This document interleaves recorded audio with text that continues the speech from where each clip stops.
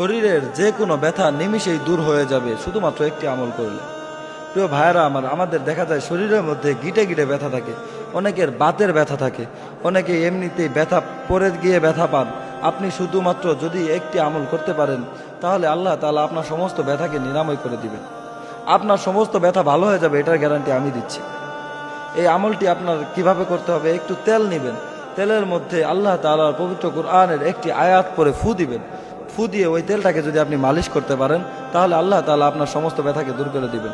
আল্লাহ তাআলা পবিত্র কুরআনের মধ্যে বলেন, ওয়ানুনাজ্জিলু মিনাল কুরআনি মা হুয়া শিফা ওয়া রাহমাতুল লিল মুমিনিন ওয়া লা ইয়াজিদুয যালিমিনা ইল্লা খাসারা। আল্লাহ তাআলা পবিত্র কুরআনের মধ্যে বলেন, আমি এই কুরআনকে নাজিল করেছি তোমাদের জন্য রহমত স্বরূপ, তোমাদের জন্য ওষুধ হিসাবে, আরোগ্য দানকারী হিসাবে। এই জন্যে আপনি যদি এই আমলটি করতে পারেন, তেলের মধ্যে ফু দিয়ে সেই তেলটাকে মালিশ করতে পারেন, আল্লাহ তাআলা আপনার সমস্ত ব্যথাকে নিমিষেই দূর করে দিবেন। সেই আয়াতটি কি? সেই আয়াতটি হলো লা ইউসাদ্দাউনা আনহা ওয়ালা ইউনজিফুন। আপনি যদি লা ইউসাদ্দাউনা আনহা ওয়ালা ইউনজিফুন এই আয়াতটি পরে ফু দিতে পারেন এবং এই আয়াতটি পড়ার পরে ফু দিয়ে এই তেলটাকে যদি আপনি মালিশ করতে পারেন, আল্লাহ তাআলা আপনার সমস্ত ব্যথাকে দূর করে দিবেন।